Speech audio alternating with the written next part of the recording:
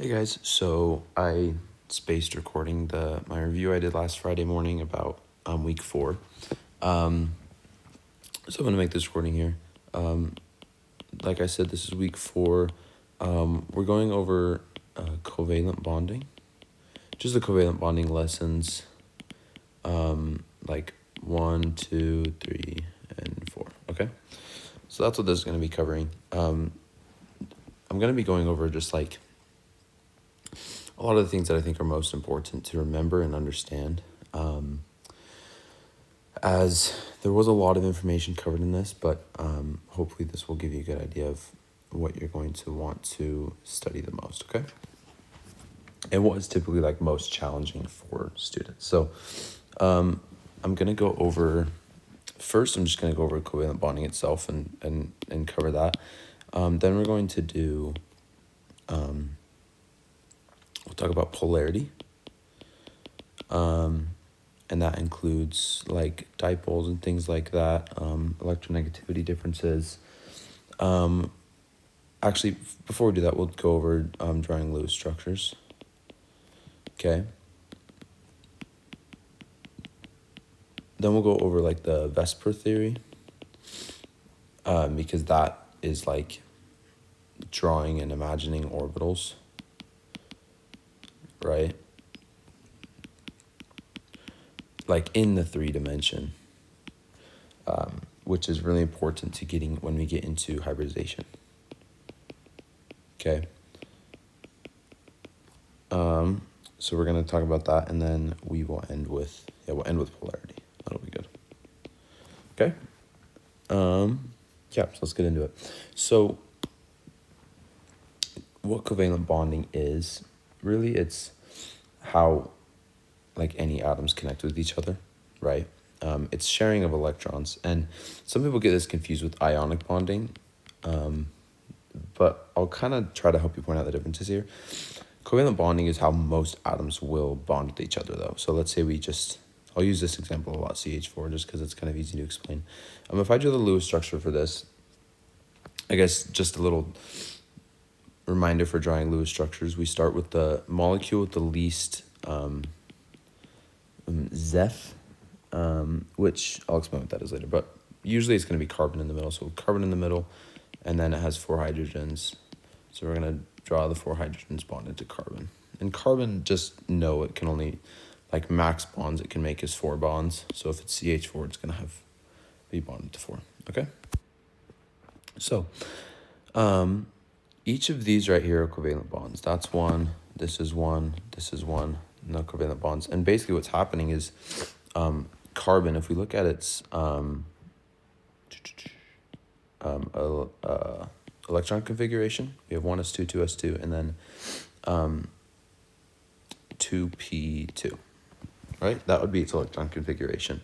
So this is part of its core electrons, the 1s2, so we can kind of like disregard that for now, because when we're looking at covalent bonding, we're only looking at the valence electrons. And if you remember when I've talked about this a lot, how valence electrons are the ones that interact with the outside world, right? So with carbon, it has its core electrons. These are just like chilling here. They're just its electrons right there. But its valence electrons are the ones that are actually interacting with the world. So you have 2 in its s orbital, and then 2 electrons in the p orbitals. And it's going to be like 1 here in the p orbital, and then the other one's going to be in the other p orbital, right? Because they like to be empty. So these electrons are going to be the ones interacting with the outside world and actually bonding with other atoms. I mean, that's how they interact, is they bond. Okay, so 2s2, 2p2. Okay, so this is saying, let me draw this out like 2 and then 2p.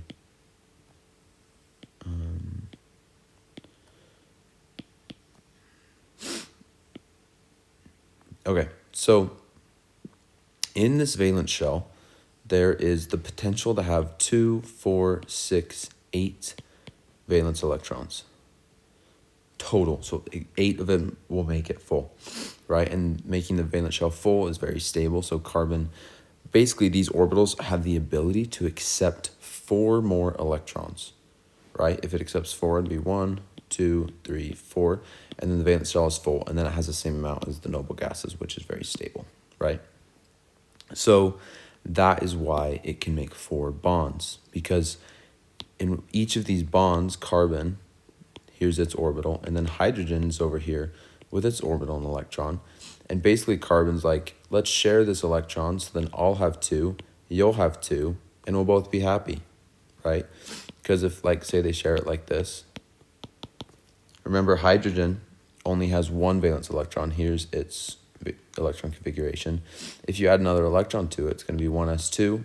Again, the valence shell is full, so that's very stable. So hydrogen can make 1 bond. So this is like a perfect molecule for this, because carbon shares this electron, its valence shell becomes full, and then hydrogen accepts that. So I hope that kind of visually shows what's happening with covalent bonding. Ionic bonding, you could describe it as sharing electrons, but it's different. This is what covalent bonding looks like, okay? Hopefully that makes sense. Let me make sure I didn't miss anything here. Yeah, that's the gist of it, okay? So, before we get into too much of this, let me walk you through like drawing Lewis structures. I drew notes on all these. I guess you can see my notes. This is just, I like to draw it for you just because it helps like visually see it, but this can be happy. This can be good.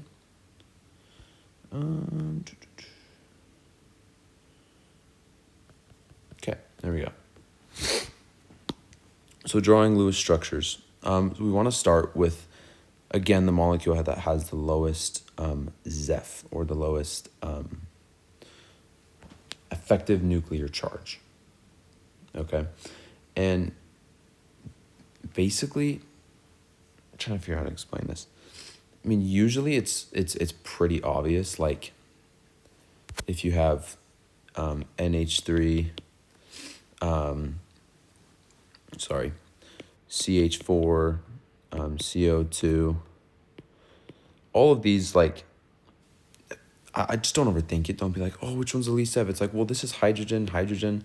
Again, carbon, always in the middle. Carbon is always, always, always in the middle if carbon is in the molecule. In this case, hydrogen is always going to be on the branches and nitrogen will be in the middle. Okay. CO2, oxygen, just know it's carbon in the middle. If carbon's there, it's going to be in the middle. If you have one like BH3 or like PCl3, you can kind of just say, well, P is going to be in the middle, B is going to be in the middle, okay? I just don't want you to overthink this too much, because you don't really need to think that deeply about it. Even for me, I don't even think about affecting nuclear charge when drawing Lewis structures. It just kind of becomes second nature. It's like, oh, well, this is just kind of how it's going to be structured. If I see this, I know B is just going to be in the middle, and it's just very common to have 3 hydrogens like this. Okay, so don't overthink that, in my opinion. I just don't want you to waste brain energy. But yeah, let's draw NH3 here, if we have this. So the important thing is you want to account for all of your valence electrons when you're drawing a Lewis structure, okay? So just like I did up here, we're going to start with nitrogen in the middle, okay? And if you remember nitrogen's electron configuration, we have 1s2, 2s2, 2p3. If you don't remember how to draw these or how to understand these or how to find the valence electrons, definitely review that. For me, you don't even need the full electron configuration. Like if I look up here, here's my periodic table. Here's nitrogen, okay? Right? Sorry, there we go. Carbon, whatever. So we'd count it right here. This would be 1. So it'd be 1s, 1, 2. So we'd have 1s2. And then here we'd have 2s2, 1, 2, and then 1, 2, 3, 2p3. You don't even have to worry about this part. Oh, whoops, sorry. You can just kind of cut that part out. And just know nitrogen's right here. Okay, how many valence electrons? 1, 2, 3, 4, 5. 5 valence electrons. Okay, for oxygen, it would be 1, 2, 3, 4, 5, 6. 6 valence electrons for oxygen, right? So it's just like you don't even have to worry about the whole electron configuration, but just know you can just count it like this: 1, 2, 3, 4, 5. I have 5 valence electrons in nitrogen, and that's all you need to know to draw a Lewis structure. Okay, so I know we have 5 valence electrons for nitrogen, so I need to account for all that. So let's make the bonds. We have hydrogen, hydrogen, hydrogen. I know all those are going to bond because it has to. That's sharing in the electrons. So now let's figure out how many valence electrons we use. Okay. If we split these electrons, I'd like to draw the bonds in half just to visualize it. So one of these electrons here is from hydrogen, right? One is from nitrogen, and then they're sharing that. So one here is from nitrogen, one here is from hydrogen, one's from hydrogen, one's from nitrogen. Okay. So hydrogen has contributed 1, 2, 3 electrons. Okay, in total, these bonds, there's 2, 4, 6, because each bond has 2 electrons. Okay, so there are 6 bonding electrons, or 3 bonding pairs. Okay, nitrogen, in this case, is using 3 valence electrons to bond. So if there's 5, that means there's 2 extra. Usually, well, oftentimes there are 2 extra, and if it's like, oh, there's 2 extra here, that means you're just going to see a lone pair here with nitrogen, which is just electrons that are not bonded. They're just like chilling, okay? So you're just going to draw those lone pair as just dots right there, okay? And this is your Lewis dot structure for NH3, okay? And we'll come back to this when we're doing hybridization, because this is what we use to figure the geometry, the hybridization, and those things, and I'll explain that when we get there, okay? Let's do another one. Let's do like CO2. I'm just doing kind of simple ones here to help you see. Again, start with carbon in the middle, okay? And then oxygen on both sides. Draw those bonds, okay? Carbon, its valence electrons, remember, it has 4 valence electrons, and I figured that out just the periodic table. 1, 2, 3, 4, right? Oxygen, we just talked about that one. It has 6, okay? So carbon has 4, oxygen has 6 valence electrons. Okay, so let's count for all these. For carbon, we have 1, 2. Okay, it has 2. Would we do a lone pair? In this case, no. In this case, we would just do double bonds. And this is common for carbon to oxygen bonds. Typically, when carbon is bonded to oxygen, it's a double bond, because it's most convenient for both of their electron configurations. Because let's look at oxygen. We have 1, 2, and then there's 3, 4, 5, 6. 4 extras, okay? So that would be 2 lone pairs here. Let me compare it with this side. If we just did a single bond, and we'd have 1, and then we'd have 2, 3, 4, 5, 6 extra electrons to put on, and you never have like a lone electron like this, okay? This electron's like, I'm by myself, why don't I just go here and just share a bond with carbon, right? Because like, imagine this. If we had it like this, a lone pair right there, and then oxygen had 1, 2, 3, 4, 5 like this, and then there's also the same over here. These 2 single electrons would much rather form a bond, and there's 2 lovely electrons right here that would be more than happy to just come here and make an extra bond, right? Does that make sense? So if you see this happening and you're drawing it, it's like, wait, something's wrong. I could just make a bond right here, and then this is going to be much more stable. Okay, so there is our electron configuration for CO2. Okay. And drawing these, it's honestly just really good practice to draw these, because you see a lot of patterns and a lot of things, and that's really helpful. Let's do H2O. We'll use this again when we talk about polarity, just because I think it's a good example. Oh, wait, sorry. I'm drawing this autopilot. So in this case, you have 2 hydrogens, 1 oxygen. The lowest effective nuclear charge is oxygen. Again, just know if there's hydrogen, hydrogens are always going to be on a branch, because oxygen has a better capability to bond with more atoms. I mean, I guess that's really what effective nuclear charge is. It's how many like bonds is it able to form, and carbon is usually able to form the most, 4. Nitrogen is like typically 3. Oxygen in this case is 2. So again, just, yeah. So we're going to bond the 2 hydrogens here, like that. Okay, and then we're going to count for the valence electrons. Hydrogen is fine. Oxygen, remember, it has 6. So we have 1, 2, and then we'll do 2 lone pairs, 3, 4, 5, 6. You can't form a double bond with hydrogen at all, so those aren't going to be the case. But also, oxygen usually only forms 2 bonds, and then it has its lone pairs. That's super common for oxygen, okay? Nitrogen often forms 3 bonds and then has 1 pair of lone pairs. Okay, these are just patterns that you see over time. Yeah, cool. Hopefully that makes sense, drawing Lewis structures. I know there's like a step-by-step method you can follow, and if that helps you, great. That's really, really awesome. For me, honestly, I just kind of practice a lot and just go with what I learn. Okay. Yeah. So now let's talk about Vesper. Okay. Oh wait, is this? No, this is not what I wanted to talk about first. I wanted to talk about sorry. Let me go through here. We wanted to talk about valence bond theory. That's what it is. Yeah, this is just hybridization. So now let's say we have these same 3. I guess I have 4 Lewis dot structures up here. I have CH4, I have NH3, I have CO2, and I have H2O. Okay. So now it's saying, what is the hybridization of these orbitals, of the molecules? Okay, so this gets into a 3D representation of what these orbitals looks like. This is like a 2D visualization, okay? But now we're getting into how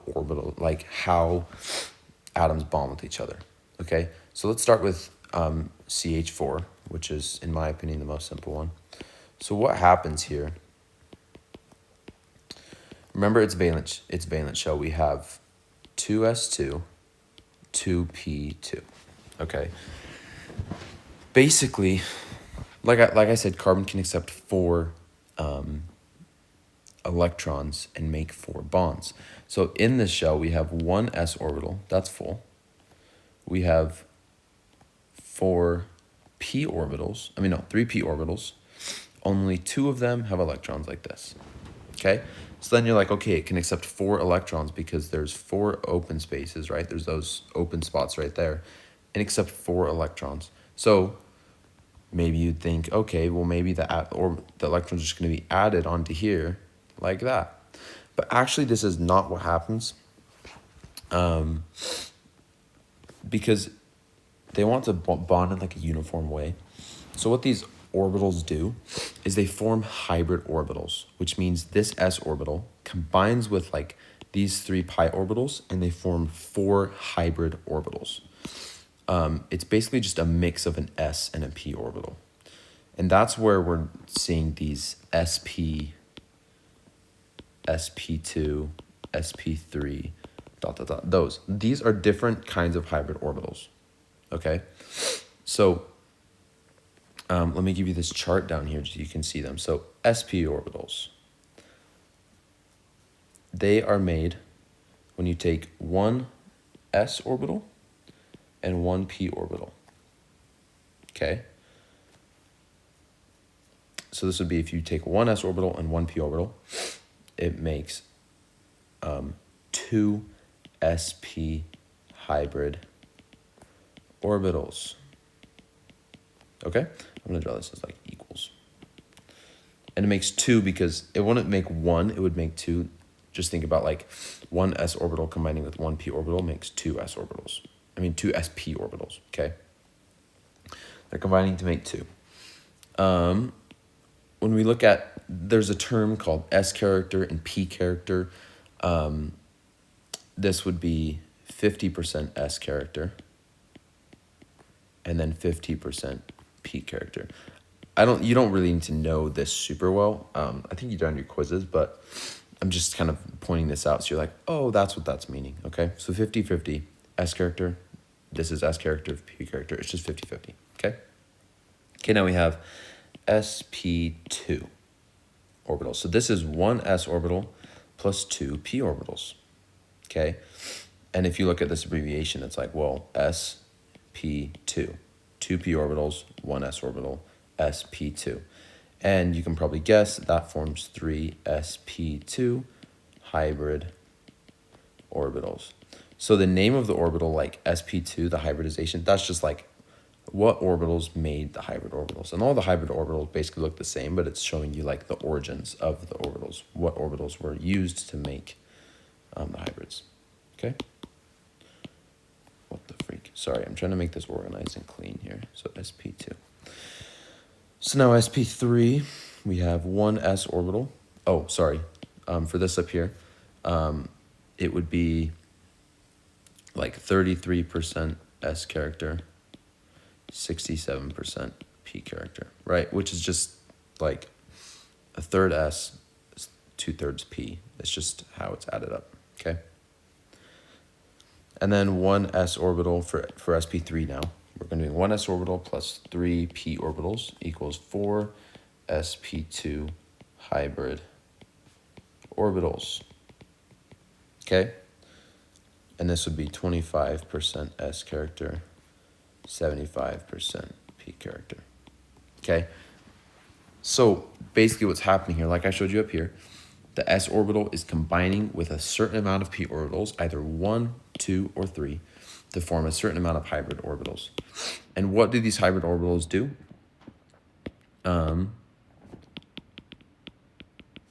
Hybrid O's. They're used to bond with other atoms and to house lone pairs.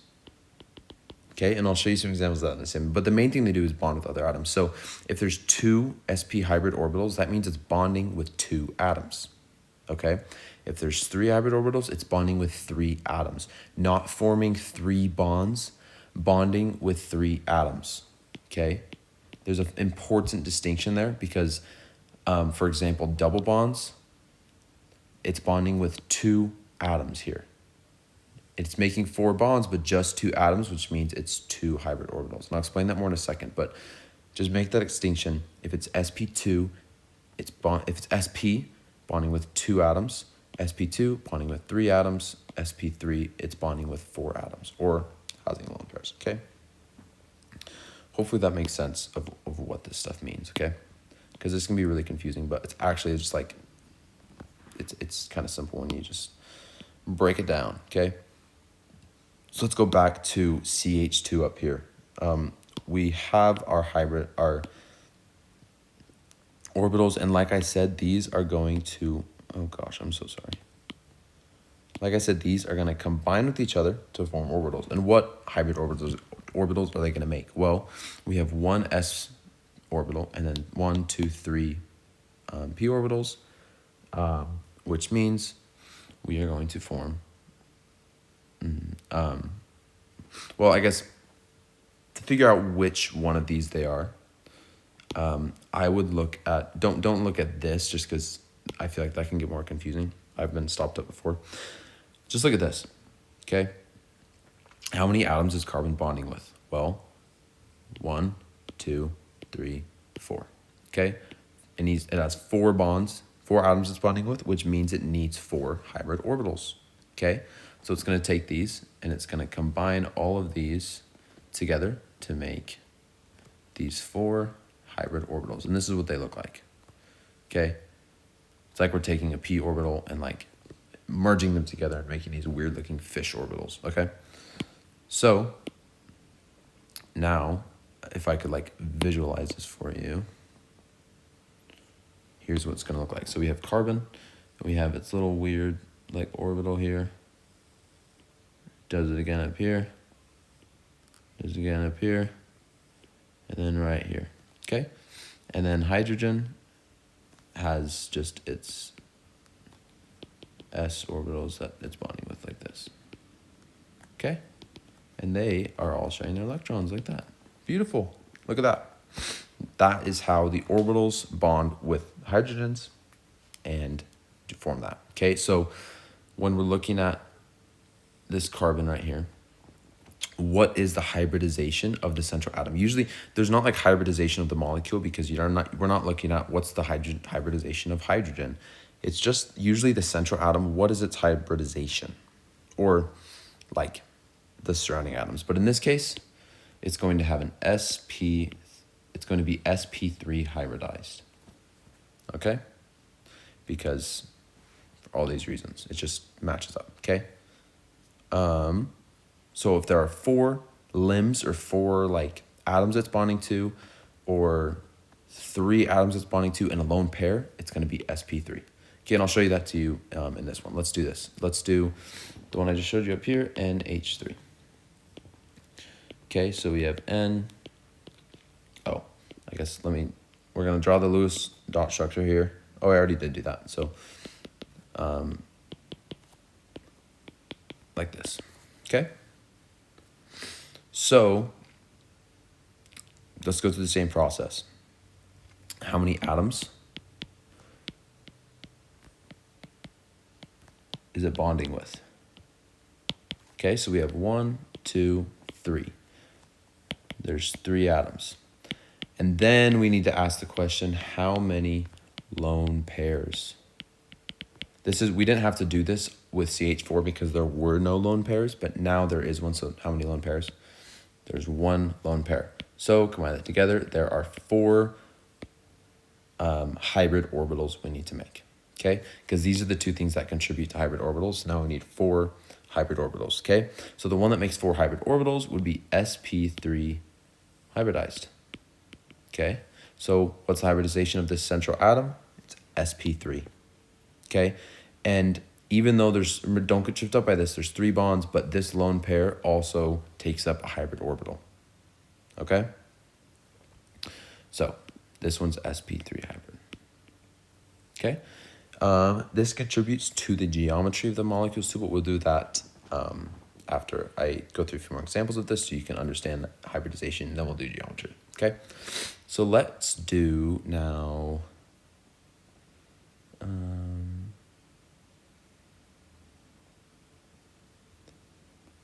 and then let me just show you this too. Just to like solidify this idea. H2O, okay? Again, how many bonds is it bonding with? There's 1, 2 atoms it's bonding with, okay? So that's 2. And then we have 1, 2 lone pairs, so that's also 2. So again, 4 hybrid orbitals. There's 2 lone pairs, 2 atoms it's bonding with, okay? Just trying to solidify this idea. So again, H2O would also be sp3 hybridized. Okay. I'm trying to figure out, let's do this. CH2O. Yeah, that's good. So here is another atom. Let's draw the Lewis dot structure for it. Again, if carbon and oxygen are there, carbon's always going to be in the middle because carbon can form more bonds than oxygen. Oxygen usually forms 2, carbon usually forms 4. Okay, so draw carbon in the middle. H2, those are just going to be single branches off of carbon, right? And O, we know, like I said, O always forms a double bond with carbon. Okay, so that's what we're going to look like here. There's also another one that looks like this. Like you have this, H, and then there's an O and then an H right here. I don't think you need to know that, but just, I guess, I think I just know that not always the H's are going to come straight from carbon. But in this case, yeah. Let's just focus on this because I don't even think you need to know that. But here's our Lewis dot structure. And then if we draw lone pairs again, oxygen is going to have 1, 2, 3, 4, 5, 6 electrons in its valence shell right there. Okay? So, what is the hybridization of this central carbon? Okay, well, how many atoms is it bonding with? It's bonding with 3. 1, 2, 3. It's forming 4 bonds, yes, because there's a double bond here, but it's only bonding with 3 atoms, so we only have 3 hybrid orbitals. Okay, and I'll explain this here, what happens with the double bond, okay? Let me draw this again. Okay, how many lone pairs does carbon have? LP for lone pairs, there are 0. So there's going to be 3 hybrid orbitals needed. Okay, so what's the hybridization of carbon? Well, remember back here on our table, if it needs 3 hybrid orbitals, it's going to be sp2 hybridized, which means it's 1s and 2p orbitals. Okay? Okay, so it's going to be sp2. Okay, and then this is what's going on with the double bond here, because it's like, okay, well, remember carbon, if we draw out the orbitals here, we have 1 s orbital, and then it has 3 p orbitals, right? And here's the electrons. There's the s1's full, p1s are full, and then it forms 3 hybrid orbitals, okay? So we'll have 1 hybrid orbital here, 1 here, 1 here, but then these are the ones that form the hybrid orbitals, right? Because it was 1s and 2p. But then this one did not form a hybrid orbital. And it's like, well, carbon still has that one there. Like, what's going on with this? Okay. I hope this is visually making sense. So what happens here is when a double bond is formed, this gets into sigma and pi bonds. Okay. So sigma bonds, that's a 6, but it's like this, and pi bonds, okay? So a sigma bond is, it's like a type of bond that bonds, it's like, these are the first bonds that are formed, okay? When orbitals overlap, let's say like we're having the carbon bonding to the oxygen here, the sigma bond is going to be the orbitals going like this and like this, okay? And then the electrons are being shared there. It's like they're overlapping just straight on. The orbitals are coming right at each other and just like boom, boom. And these are the hybrid orbitals, okay? Hybrid orbitals form sigma bonds. This is also the case with our carbon. I'll draw this up here. Carbon to hydrogen, right? Like right here, it's a single bond. We'll have this, and it's formed with its like s orbital, right? Like this, it's going straight on. That is how a sigma bond is formed, okay? So in a Lewis dot structure, if you see a single bond like this, like I just showed you up here, that is a sigma bond, okay? Let's go up to here. These right here, these are all sigma bonds. It's a single bond. We have N to hydrogen. If we draw the orbitals like this, it's going to be N and then hydrogen like this, okay? Think about it as like the orbitals are just like this, and they're coming straight at each other, bonding. And it's like, well, yeah, that's how all of them are. But I'll show you what pi bonds are, and it's different, okay? Again, just to solidify this, CH, what we were doing here, okay? How many sigma bonds are there here? Well, there's single bonds, 1, 2, 3, 4. That's 4 sigma bonds, okay? Hopefully that makes sense, okay? Pi bonds look a little bit different. What a pi bond is they're only used for a double or triple bond. Okay, so let's say we have this carbon to oxygen up here. We're going to go describe this again. So carbon to oxygen, it's a double bond, okay, with its lone pairs right there. So the first bond is made from a sigma bond. The first one is. In a double bond or a triple bond, the first is a sigma bond. Okay, so carbon and oxygen have its orbitals. They're going to overlap like this. Okay, now the second bond is going to be a pi bond. Okay, and this gets into what this orbital is used for. Because carbon, I'm going to draw it like this. Carbon still has this p orbital that looks like this, right? This is the hybrid orbital, but it still has this p orbital. Oxygen does as well, okay? So it's got this p orbital like this. And what happens here is a double bond is formed. Okay, like look at this electron up here. There's an electron down here because each of these are p orbitals with a single electron, okay? So what happens is these p orbitals kind of overlap like this, and they form this weird looking like massive bond that's kind of going like this. It's one bond. I know. Okay? And its electrons are like spinning through it like this. Okay? So that's a bond. It's like a circle bond that like is going like that. Okay? And then it has its sigma bond here. Okay, so this is a pi bond, like this whole thing, and then this is a sigma bond. Okay? And this is a double bond. You might be like, wait, but there's 3 like things here. Wouldn't that be triple? No, because a triple bond would have another pi bond going like the other way. And I'll show you that in a sec. But this is a pi bond because we have 2 p orbitals combining to form a double bond here. Okay? So that is why this one isn't hybridized, because a double bond is formed. Okay? Yeah. And also, like, you don't need to like know all these reasons why. I'm just kind of explaining everything to you so you can kind of see the full picture. Really just figuring out what the hybridization is. It's sp2. I'm just kind of giving you all the reasons why in case you're curious. And for those who are doing like pre-med or anything, because you'll need to know more of this down the road as chemistry classes get more complex. Okay, let me just show you a triple bond quick. CN. Okay. Carbon bonded to nitrogen typically has 3, or we'll just do, I don't know, this.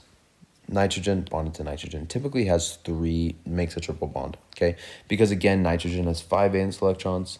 They both have 5 and they both want to be full, okay? So it's going to form 1, 2, 3 bonds and then have a lone pair like this, okay?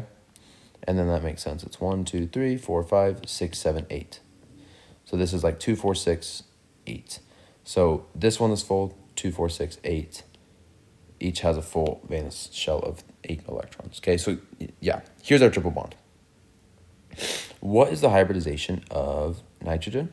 Well, we have, how many bonds is it being formed? It's forming 3 bonds. No. Sorry, I'm so wrong. How many atoms is it bonded to? Okay, 1. Just nitrogen. How many lone pairs? 1. Okay, so what's its hybridization going to be? It's going to need 2 hybrid orbitals. Okay, which means it's going to be sp hybridization. Okay, so here's an example of sp.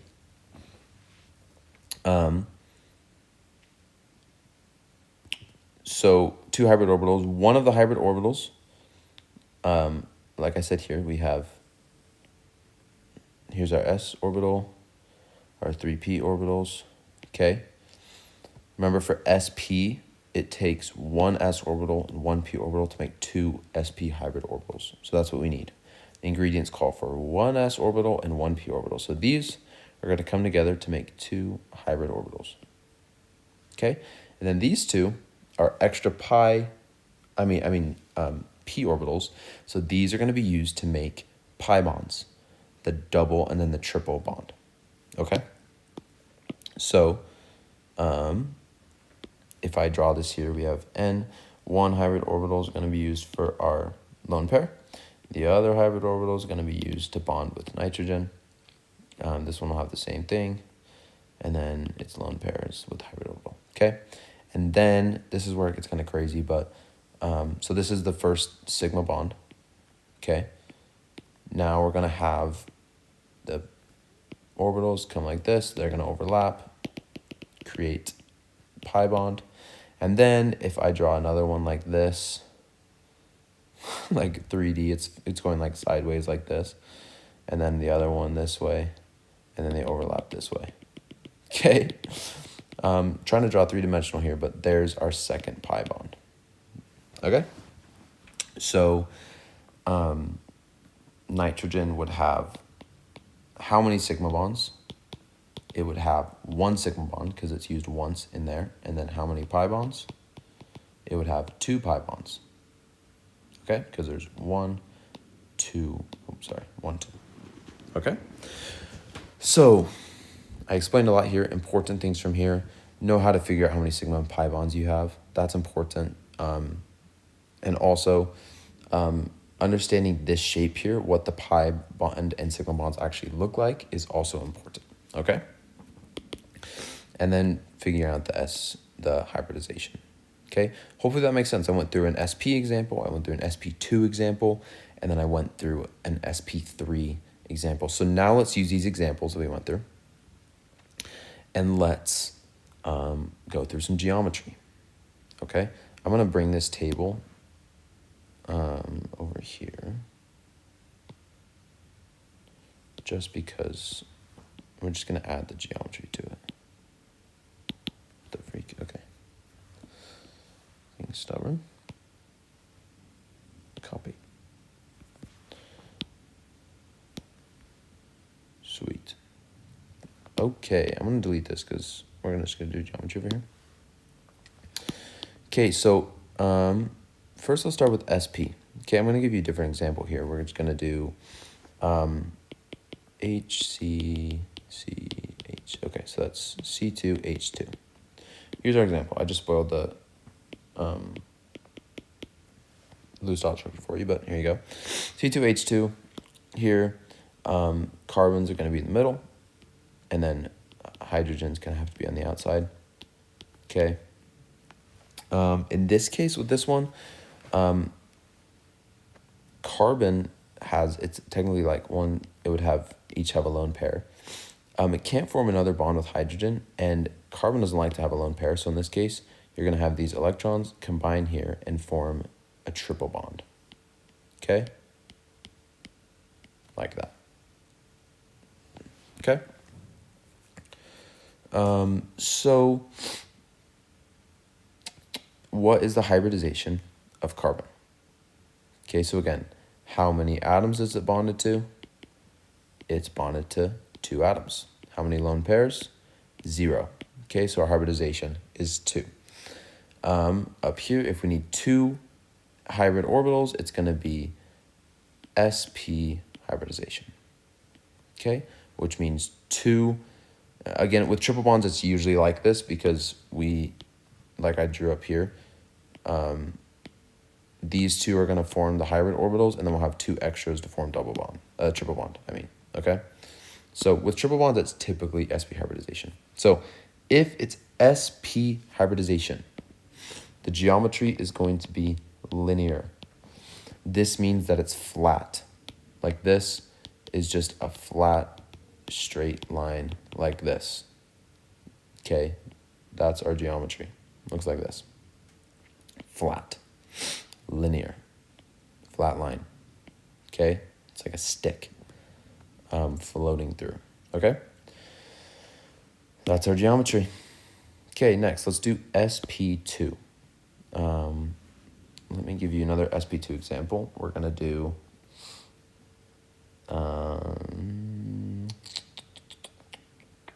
actually, I think that's a good one. Let's just do this. Same way we did up here, because we already went through this. Why it's... Okay, like I said, the central carbon is sp2 hybridized. Okay? So with sp2 hybridization, the shape is trigonal, planar. Okay? And a trigonal planar shape is like a flat, it's exactly kind of what it sounds like trigonal as in like 3 branches, and planar as it's flat. Like if I drew this like say this is a paper, it would be lying flat on that surface, like flat down. Okay, it's not sticking up, not sticking down, it's flat. Okay, so carbon What do you want? Is oxygen like this? Hydrogen, hydrogen. It'd be like flat on the plane. Okay, hopefully that makes sense. But that would be our geometry. And I guess I should say, geometry is caused by VSEPR.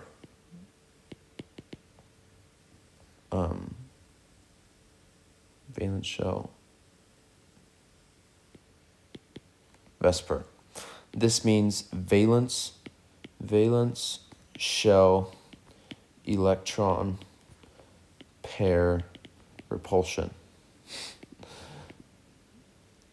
What that's saying is the valence shell electron pair.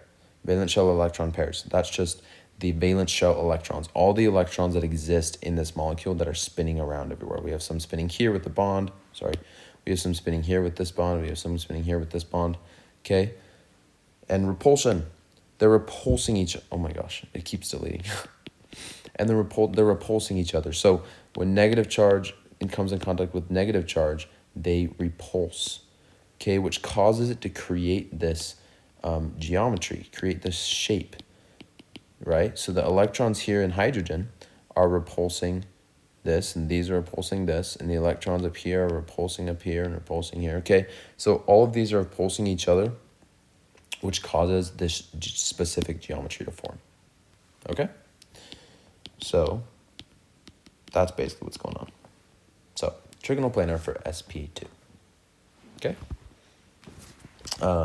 Let's go through sp3. We're going to do this one again, the classic example, CH4. So again, this is sp3 hybridized, okay, because that's bonding with 4 atoms. So when this is the case, it is called tetrahedral. That's what the shape is called. What it looks like is we have one up here, and then we have like a pyramid down here. I think of it like this. We have like one sticking up and then a pyramid. Okay, so it's like, here's the pyramid. There's that. And then one sticking up right here. Okay, does that make sense, what we're seeing? That's tetrahedral. Yeah, if I draw it upside down, I'm trying to like just 3D help you visualize this. If I drew it upside down, it would look like this, and we would have, oh gosh, this is hard. I'm not an artist, really, so I'm a musician, not a drawer. Like that, pyramid. Okay, does that make sense? That's kind of what it's looking like, but it's like even on all sides. If I had my camera on, I could show you like a visual built representation, but that's tetrahedral. So if it's sp3, it's always tetrahedral. Okay? Okay?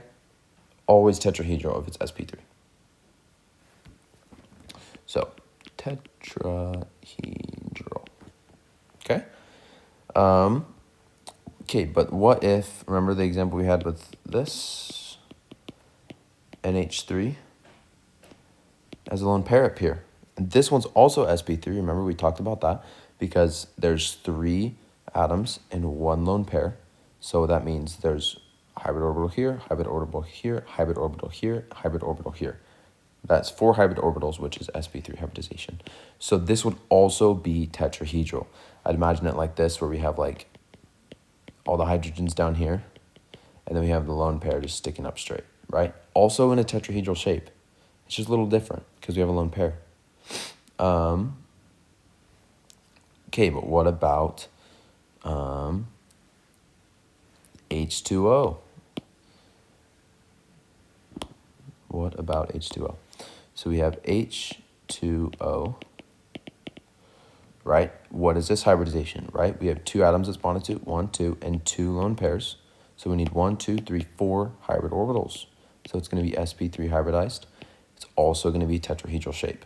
Okay, this one's a little trickier to imagine, but like we have these going like this, and then we have the orbitals going like the opposite directions like this. That's also a tetrahedral shape. Okay. You could also imagine that like you have H, and then the electrons down here, and then the other electrons up here. I don't know. It's still a tetrahedral shape. It's the same shape. Okay? Yeah. That's the gist of it. If this isn't making sense to you, take some marshmallows and toothpicks and draw and like poke out this shape. You're not going to be tested on knowing the shape like visually, but just know that sp3 is tetrahedral. Okay? Okay. Let me make sure I got everything on there.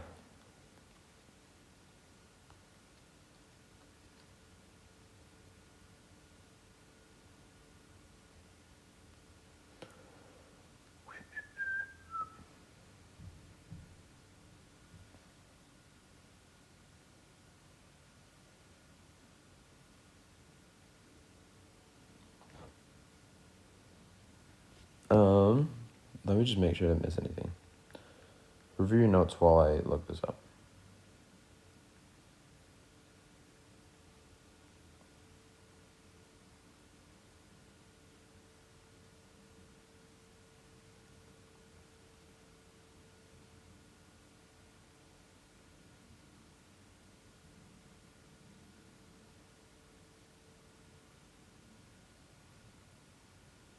Okay. I'm so sorry. I just realized I did something wrong. I forgot the names of these other two. So, okay. I'm so sorry. When I was talking about how sp3 is always tetrahedral, it's not. Okay. The shape is similar, but because of the electrons, it causes a little bit different shape, but it's like visually, if you built it, it basically be shaped the same thing. Let me just, scratch everything that I just said about tetrahedral geometry. And we're going to do this again. Okay, so I'm so sorry. I'll put in the notes to like, if you watch the video, skip ahead once I get to this part because I had some things wrong. So remember, if it's sp3 and there are no lone pairs, it's going to be tetrahedral. Okay? If there is one lone pair, like the example that we just did,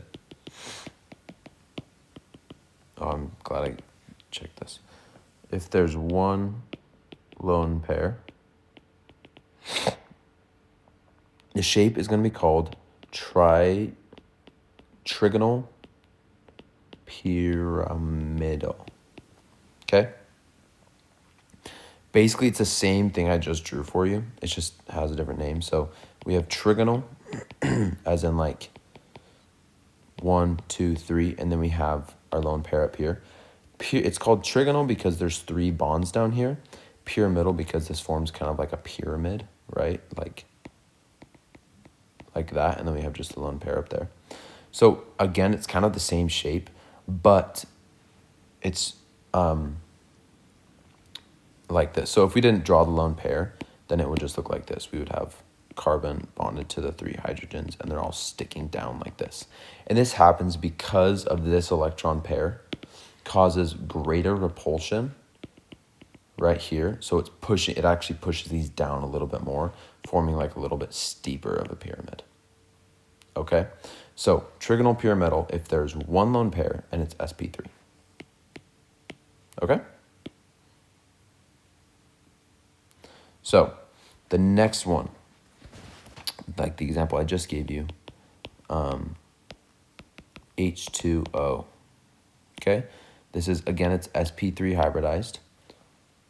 But the shape is going to be bent. That's what the shape's called. Okay? The reason why, again, the shape that I just drew for you, we have oxygen, and then we have the 2 lone pairs like this. Again, there's more lone pairs up here, just these lone electrons, so there's more repulsion here. So it's just going to be like an even more bent structure here with the 2 hydrogens. The orbitals are still like in the same direction I was just talking about, but if we didn't draw the orbitals, it would be in this bent shape. But it would still be sp3 hybridized because it's using those hybrid orbitals. Okay? So those are the shapes. So let me fix this up here. Tetrahedral is, I'm so sorry for my allergies too. I've got crazy allergies. 4 bonds, trigonal, pyramidal, 3 bonds, 1 lone pair. Bent is when it is 2 bonds, 2 lone pair. Okay, take a snapshot of that. There's your little like cheat sheet to understanding hybridization and geometry. Okay, and yeah, that should be that for geometry. Okay, so take a snapshot of that, screenshot, and I'm going to just make sure I didn't miss anything there. That is correct. That's the correct description of it. I'm so sorry about that.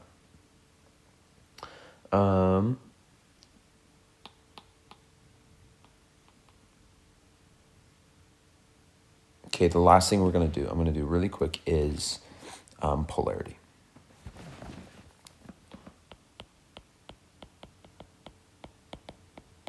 Okay, so here's what's happening with polarity.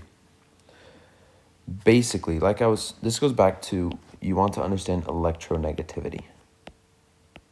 Okay, and if you remember, this trend goes up and right. So fluorine is the most electronegative, and the bottom left is the least electronegative. Okay, these are often expressed as numerical values. So like fluorine's electronegativity is the most, which is 4.0. That's the max. Oxygen's is 3.5. Carbon's is 2.5, just for some examples.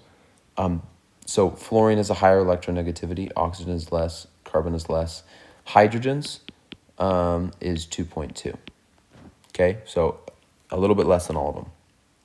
And again, they'll decrease as you go left, and they'll decrease as you go down. Okay? What electronegativity is basically how much an atom wants electrons, how attracted they are.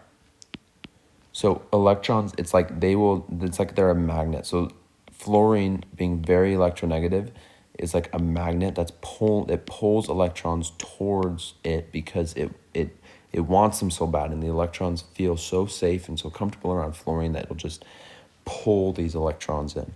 Okay, so the greater the electronegativity, the more, like, the stronger of a magnet they are to electrons. Okay, you can think about it like that. So here's what happens with polarity. Let's look at H2O, we were just looking at. Okay, so remember, in H2O we have oxygen bonded to, bonded to hydrogen and hydrogen. And I'm going to draw this as like a tube. Like, here's our orbital with the 2 electrons. Okay? Oxygen, like I just was saying, is more electronegative than hydrogen, because oxygen's electronegativity is 3.5, hydrogen's is 2.2. So oxygen is more electronegative. So it will attract the electrons more to it. So what happens here, these are sharing electrons in a bond, but these electrons, since they're more attracted to oxygen, will slowly shift towards oxygen on both sides.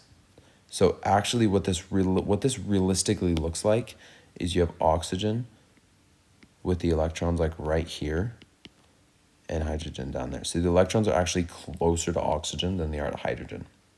Okay? What this causes is it causes there to be a partial negative and a partial positive charge. Because right here, there's these electrons. Right here, there's a greater abundance of electrons, which gives you like a partial negative charge because there's more electrons over here. And because now hydrogen has less electrons in this area, there's going to be a partial positive charge over here on this side of the bond.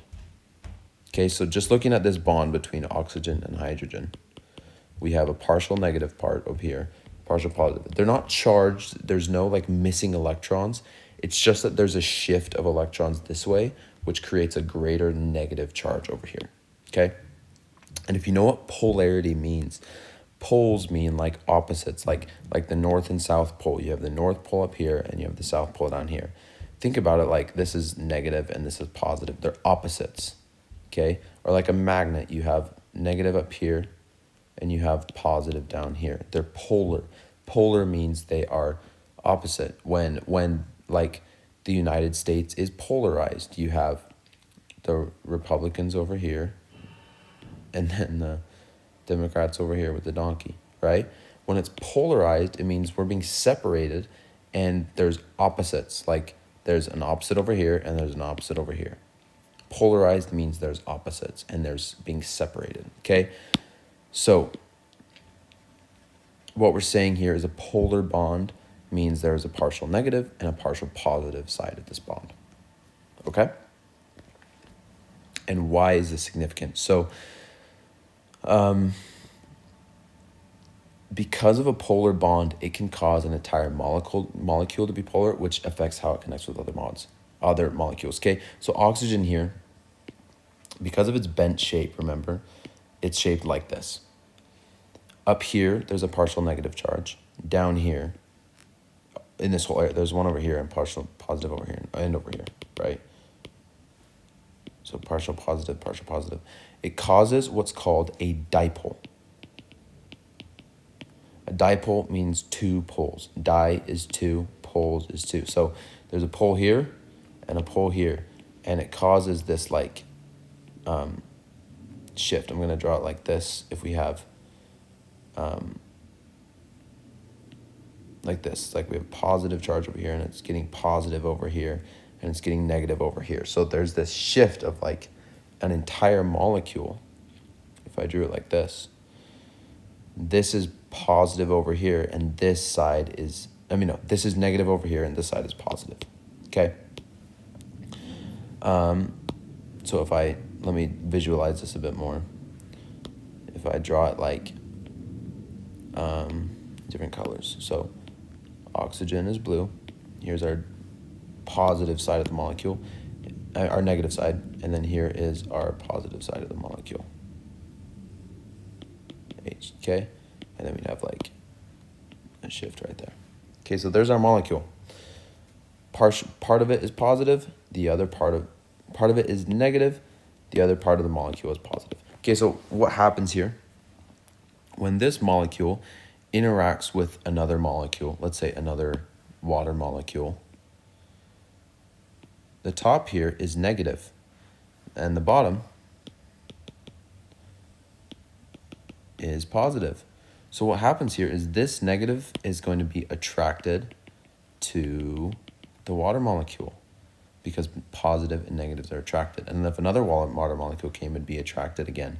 So you can see how these can now have this like effect where they are attracted to each other. That's why water molecules stick to each other. That's why they're attracted to each other. For one reason is because of their polarity. Polar molecules love polar molecules. So like a polar molecule will vibe with another polar molecule. But a non-polar molecule vibes with the non-polar molecule. Non-polar molecule basically means there is no dipole at all. There's no positive and negative shift. It's just neutral, okay? But then non-polar molecules and polar molecules don't vibe together, okay? Let me give you an example of a non-polar molecule just so you can see this, okay? We're just going to use CH4 again. CH. So the way to figure out, first off, we need to see is the bond polar or not, like the C to H bond. Is it polar? The way to do that is to take the electronegativity of carbon and subtract it from the electronegativity of hydrogen, and then the value you get determines that, okay? If the value you subtract them is greater than 0.4, then it's polar. If the value is less or equal to 0.4, then it's nonpolar, okay? So when we subtract carbon, which is 2.5, minus the hydrogen value, which is 2.2. Again, this is on this, you find these values, it'll be given to you on the test. There'll be like a chart that's shaped like the periodic table that has all of these values underneath it. So search up an electronegativity chart just so you can see what it looks like and practice deriving these values. So 2.5 minus 2.2 equals 0.3, okay? This difference in electronegativity is very small, which means carbon is about the same as electronegativity as hydrogen, which means the electrons here are not really going to be drawn either way. They're going to just stay in the middle. Okay? So, this bond is nonpolar. Since we have an entire molecule of nonpolar bonds, the entire molecule is going to be nonpolar. Okay? Whereas let's just look at if we would have subtracted oxygen and hydrogen, O minus H equals blank, because we're looking at this bond now that we had just talked about. Oxygen is 3.5, H is 2.2, okay? Again, you can get that from the electronegativity chart.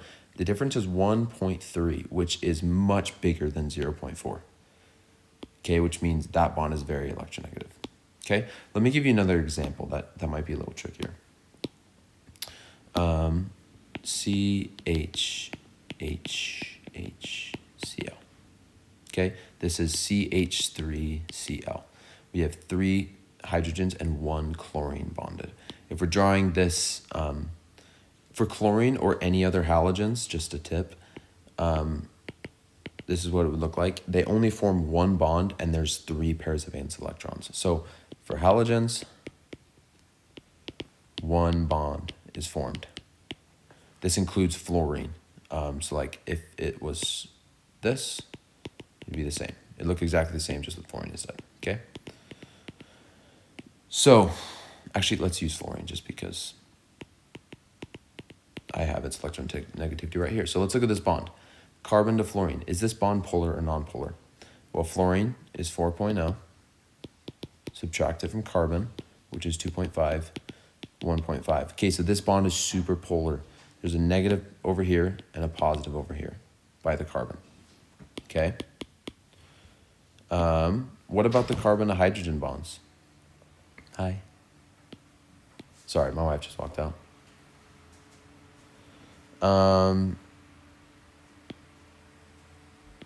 These bonds are not polar, okay? But for this molecule, is there a dipole, which means is the molecule itself polar? Well, we have a negative charge over here, and then this is not polar, so this entire side is going to kind of be just like a positive charge. So this molecule, oh, sorry, I drew a positive right here. This molecule would be polar. Okay, we have a dipole here. We have a positively charged side. We have a partially negatively charged side, and we have a partially positively charged side, which means this molecule is going to be polar. Okay, so the molecule is polar even though some of these bonds are not polar. Just because of this fluorine added in here, it becomes a polar molecule. Sorry. And like I said before, polar molecules are super into other polar molecules. They'll be very attracted to each other. Okay. And just to give you an example of this, if you try to, so water, like we just talked about, is polar. A molecule that is not polar is oils, like butter. The structure of butter is just like carbon, carbon, carbon, carbon, carbon, with like hydrogens right here. Right? Carbon and hydrogens, like we know, they're not polar. So butter is not polar. It's a non-polar molecule.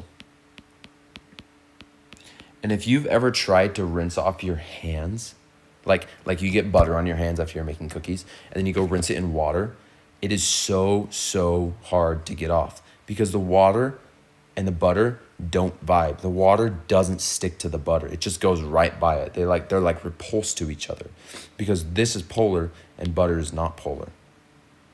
Right?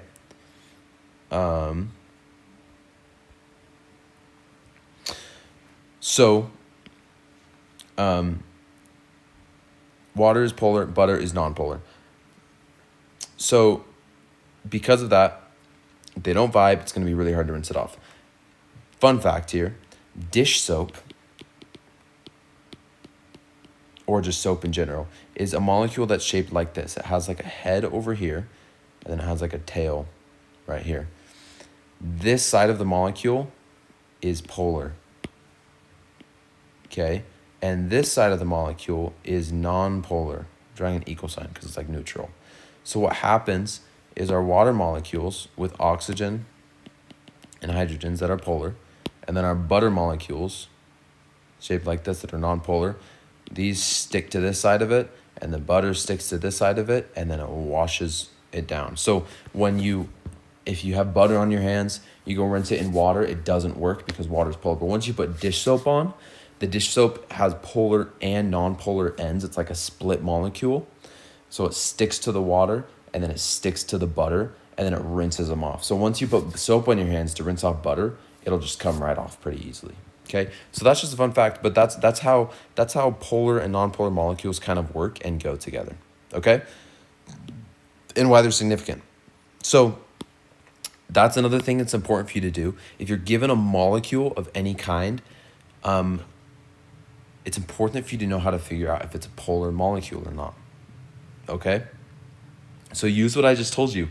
Figure out which bonds are polar. If there's basically a rule of thumb, if there's a polar bond in the molecule, then it's going to be a polar molecule. Unless it's something like this. Let's say you have like carbon Cl4. So this would look like carbon bonded to 4 Cl chlorine molecules like this. Okay? Is this bond polar? Yes, because Cl minus carbon is, I'm not going to do the math here, but if you do the math, the electronegativity difference is big enough, so it's a polar bond. But what happens here is because we have 4 uniform polar bonds, okay, they're all equally polar, which means there's no dipole. Dipole comes when you look at the entire molecule and see, oh, one side of the molecule is polar and one side isn't. This happened with this molecule, right? Because this side of the molecule wasn't polar, but this side was. So this creates this like negative charge over here and positive / neutral charge. So it just creates this difference of charges. That means one side is polar, one side is negative, and one side is more positive. Okay. In this case, we have like partial negative here, partial negative here, partial negative here, here, and partial negative here, and then just like a partial positive in the middle. And this would just not be polar because it's like even on both sides. If we look at the entire molecule, this side of the molecule is negative, and then we go to this side's also negative, which means it's going to kind of balance each other out and it's going to be neutral. So this molecule actually would be non-polar. Okay, so when you're looking at it, first figure out the bonds. Are the bonds polar or not? Okay, and then look at the whole molecule, see if there is a dipole. Dipole as in like, is there a difference of charge between this side of the molecule and this side of the molecule? And that's creating a dipole, okay? And in this case, there's not, okay? So that is the main stuff from this, this week that you're going to want to know. I think I did this in about an hour, which is awesome. That's what I was shooting for. Let me know if you have any other questions. I'm just going to look to make sure one last time I didn't forget anything. I know ionic bonds are in our this upcoming week, and I'll talk about those in the next video on Friday, okay? We'll talk about ionic bonds and everything there, but this last week, just reviewing covalent stuff. So there you go. Good luck on this week, and hopefully this was helpful.